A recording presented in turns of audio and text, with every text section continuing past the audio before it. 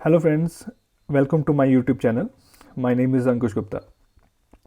आज की इस वीडियो में मैं आपके साथ करंट अफेयर डिस्कस करने वाला हूं। और ये जो करंट अफेयर है ये बैंकिंग और एसएससी एग्ज़ाम के लिए काफ़ी इंपॉर्टेंट होते हैं। ऑलमोस्ट 20% पार्ट जो एग्ज़ाम का होता है, मेन एग्ज़ाम का होता है, उसमें करंट अफेयर पूछे जाते हैं। सो इसलिए आज के वीडियो में मैं top 10 news of the day लाया हूँ। साथ ही साथ मैं आपको ये बताने वाला हूँ कि जब हम करंट अफेयर पढ़ते हैं तो हमें किस किस बात का ध्यान रखना होता है। क्योंकि जब भी हम न्यूज़पेपर देखते हैं तो न्यूज़पेपर में 10 से 15 पेजेस होते हैं, तो क्या हमें सारे पेजेस पढ़ने चाहिए या नहीं चाहिए, इस बात का ध्यान भी हमें रखना होता है। क्योंकि सारी की सारी जो न्यूज़ होती है वो रेलिवेंट नहीं होती है। तो कौन सी न्यूज़ रेलिवेंट है और कौन सी न्यूज़ रेलिवेंट नहीं है, इसका पता भी आपको होना चाहिए, जिससे कि आप काफ़ी सारा टाइम सेव कर सकते हैं। तो एक तो आप इस वीडियो को फॉलो कर सकते हैं, जिसमें कि आपको मैं ये चीज़ भी बताऊंगा कि आपको कौन सी न्यूज़ को फॉलो करना है और कौन सी न्यूज़ को नहीं फॉलो करना है। और साथ ही साथ आप एक न्यूज़पेपर पढ़ने की हैबिट और 3-4 न्यूज़ चैनल्स को फॉलो करने की, न्यूज़ चैनल या न्यूज़ वेबसाइट को फॉलो करने की हैबिट बना लो। और जो भी न्यूज़ सभी वेबसाइट या चैनल्स में रिपीट होती है, चाहे वो अपॉइंटमेंट है, चाहे वो नेशनल न्यूज़ है, इंटरनेशनल न्यूज़ है, या स्पोर्ट्स न्यूज़ है, या साइंस या डिफेंस से रिलेटेड न्यूज़ है, जो भी न्यूज़ काफ़ी रिपीट होती है वो इम्पॉर्टेंट बन जाती है। और सेकंड, वो न्यूज़ भी काफ़ी इम्पॉर्टेंट होती है जिस सपोज़ अगर मैं बात करता हूँ इंटरनेशनल न्यूज़, तो इंटरनेशनल न्यूज़ उस कंट्री से रिलेटेड काफ़ी इम्पॉर्टेंट होगी, या तो वो कंट्रोवर्सी में होगी।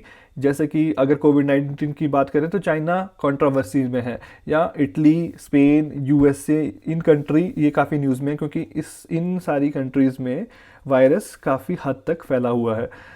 दूसरी चीज़, हम उस चीज़ को अगर हमें सेग्रीगेट करना है तो हम इंडिया के रिलेशन उस पर्टिकुलर कंट्री के साथ देखते हैं। जिस भी कंट्री के रिलेशन इंडिया के साथ अच्छे होते हैं या बहुत ही बुरे होते हैं, वो कंट्री एक इंटरेस्ट फैक्टर बन जाती है करंट अफेयर के लिए। So now let's start the video with the first news. So जो पहली न्यूज़ है वो है अपॉइंटमेंट। अपॉइंटमेंट किसकी है? Next ambassador to Philippine. So ambassador क्या होता है? एम्बेसडर एक ब्यूरोक्रेट होता है, इंडिया को रिप्रेजेंट करता है किसी दूसरी कंट्री में। तो यहाँ पे जो एम्बेसडर की जो अपॉइंटमेंट हुई है वो फिलीपीन कंट्री के लिए हुई है। किसकी हुई है? शंभू एस कुमारन की। सो शंभू एस कुमारन को अपॉइंट किया गया है next ambassador to Philippine. Currently ये किंगडम ऑफ मोरक्को के एम्बेसडर के तौर पे काम कर रहे हैं, और इनको जो नेक्स्ट अपॉइंटमेंट है वो फिलीपीन के लिए की गई है। अब बात करते हैं इस न्यूज़ से रिलेटेड स्टैटिक पार्ट की। तो फिलीपीन की जो कैपिटल है वो मलीना है, करेंसी है पैसो, और इसकी जो प्रेसिडेंट है वो है रोड्रिगो डटरेज। साथ ही साथ अगर मोरक्को की बात करें तो मोरक्को की जो कैपिटल है वो है राबत, और इसकी जो करेंसी है वो है दिरहम। सो कैपिटल है राबत और करेंसी है दिरहम। और शुभ एस कमरान को नेक्स्ट एम्बेसडर अपॉइंट किया गया है फिलीपीन के लिए। Second, this is very very important. कैसे? क्योंकि ये बात की जा रही है अटॉर्नी जनरल ऑफ इंडिया। जो current attorney general of India है उनका नाम है के वेणुगोपाल राव। और अटॉर्नी जनरल होता क्या है? A top law officer of the country. So K Venugopal को 1 ईयर का एक्सटेंशन दिया है गवर्नमेंट की तरफ से। क्यों? क्योंकि कोविड-19 की सिचुएशन करंटली इंडिया में चल रही है। So we need a service of attorney general for 1 more year. इसके लिए गवर्नमेंट ने उनसे रिक्वेस्ट किया and he accepted the government request. इनको जो रिटायर होना था वो 30 जून 2020 को होना था। अब इनका रिटायरमेंट होगा नेक्स्ट ईयर जून 30 को। स्टैटिक में ये बात का ध्यान रखें, जो अटॉर्नी जनरल थे हैं के वेणुगोपाल राव, ये 15th attorney general of India है। नेक्स्ट न्यूज़ ये है ऑबचरी से related. SAIL director Atul Srivastava passed away. अब this is also very important news. किसी भी करंट अफेयर में अगर हम बात करें मेंस के एग्ज़ाम में, चाहे वो क्लरिकल मेंस एग्ज़ाम है या पीओ का मेंस एग्ज़ाम है, एक या 2 ऑबचरी आपकी से न्यूज़ करंट अफेयर से क्वेश्चन आना पक्का ही पक्का है। सो ये काफ़ी इंपॉर्टेंट अपॉर्चुनिटी हो सकती है, पहली क्योंकि ये सेल से रिलेटेड है और ये करंट हमारे सर्विंग डायरेक्टर थे सेल के, ठीक है। सो अब सेल क्या है? Steel authority of India, steel authority of India, और ये एक महारत्न कंपनी है। अब महारत्न कंपनी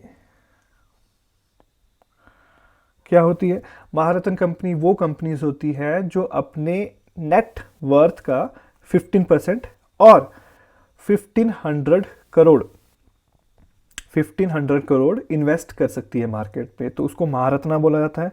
इससे नीचे जो होती है उनको बोलते हैं नवरत्न। अब नवरत्न कंपनीज वो होती है जो अपने नेट वर्थ का में से 1000 करोड़, कितना? 1000 करोड़ इन्वेस्ट कर सकती है। महारत्न या तो 15% या 1500 करोड़। इससे नीचे होती है मिनी रत्न। अब जो मिनी रत्न कंपनीज होती है वो अपने जो नेट वर्थ है उससे 500 करोड़ तक का इन्वेस्टमेंट कर सकती है। सो जो सेल है it is one of the Maharatna of India. So SAIL के जो डायरेक्टर है उनकी डेथ हो चुकी है। इन्होंने ज्वाइन किया था इस कंपनी को ऑन 20 मार्च 2018 में। 35 ईयर तक ये सेल पे वर्किंग रहे हैं। अब स्टैटिक पार्ट इस न्यूज़ का देखें, जो हेडक्वार्टर है सेल का वो है न्यू दिल्ली, और जो SAIL steel authority of India was founded in 19 Jan 1954। Next news. अब जो नेक्स्ट न्यूज़ है वो नेशनल न्यूज़ से रिलेटेड है। क्या है? India has built the first infectious disease diagnosis lab in India. So first infectious disease diagnosis lab of India has been constructed as a part of आत्मनिर्भर Bharat initiative. अब जैसे ही कोविड-19 India में आता है तो हमारे ऑनरेबल प्राइम मिनिस्टर ने एक डिसीज़न लिया, ये सभी को पता है, जिसमें कि हमने अपनी कंट्री को एक सेल्फ डिपेंडेंट कंट्री बनाने का डिसाइड किया। तो उस चीज़ के लिए एक इनिशिएटिव स्टार्ट किया गया जिसे बोला गया आत्मनिर्भर इनिशिएटिव। अब आत्मनिर्भर इनिशिएटिव के लिए ₹20 लाख करोड़ का एक पैकेज दिया गया, जिसको कि 5 और 6 स्टेज में हमारे honourable finance minister Nirmala Sitharaman ji ने एक्सप्लेन किया है। और उसी आत्मनिर्भर भारत इनिशिएटिव के अंडर हमने कंट्री का first infectious disease diagnosis labs को तैयार कर दिया है। इसको हमने डिपार्टमेंट ऑफ बायोटेक्नोलॉजी की सपोर्ट से तैयार किया है। So it is build in a record time of 8 days. ये भी काफ़ी इंपॉर्टेंट है, 8 दिनों में हमने इस लैब को तैयार किया है। और इसमें भारत बैंक का भी काफ़ी इंपॉर्टेंट रोल रहा है, because they have provided us with automotive chassis for this particular lab. So this is very very important because this is first in India of its kind. जो कोई भी चीज़ first of its kind होती है वो काफ़ी important हो जाती है, और ये इंडिया के लिए काफ़ी important है because it come under आत्मनिर्भर Bharat initiative. Now go to the next news. Next news है state news. अब हम बात कर रहे हैं state उड़ीसा की। Orissa is known for festival, और ये भी एक फेस्टिवल है जिसे बोला गया है राजा प्रभा। राजा प्रभा फेस्टिवल को उड़ीसा में मनाया जाता है कब? 14 जून और 16 जून के बीच में, और ये एक 3 डे लॉन्ग फेस्टिवल है। This festival is dedicated to mother earth, Bhumi Devi बोला गया है, and it is also related to womanhood at large. So ये उड़ीसा में मदर अर्थ को डेडिकेट किया जाता है और वुमनहुड को भी डेडिकेट किया जाता है। अब इस दिन जो उड़िया पीपल है they are not using any they are not using any instrument and they are not going for any construction work that require earth digging. जहाँ भी उन्हें ज़मीन पे खुदाई करने वाला कोई भी काम है वो उड़िया पीपल इस दिन नहीं करते हैं. This festival also associated with summer and monsoon arrival. गर्मियों के ख़त्म होने का और मानसून के आने के लिए भी इस फेस्टिवल को मनाया जाता है. अब स्टैटिक पार्ट इस न्यूज़ का क्या है? सीएम चीफ मिनिस्टर उड़ीसा के नवीन पटनायक हैं और जो गवर्नर है वो है मिस्टर गणेशी लाल. जो सेवन्थ न्यूज़ हमारी है वो है साइंस एंड टेक्नोलॉजी से रिलेटेड. अब this is also very important news because this is all about first women to reach the deepest point of ocean. हम बात कर रहे हैं कैथरीन डी सुलिवन, जो कि एक फॉर्मर नासा एस्ट्रोनॉट है और जियोलिस्ट है, और वो पहली लेडी है जो कि सी के ओशियन के डीपेस्ट पॉइंट तक पहुंची है. The deepest point of the ocean जिसे मैरीना ट्रेंच बोला जाता है, ये वो लेडी भी है. She is the first American woman to walk in the space as well. तो द सेम लेडी जो कि first woman to reach space and first woman to reach deepest point in the ocean. So this is the lady. So this make this current affair a very important.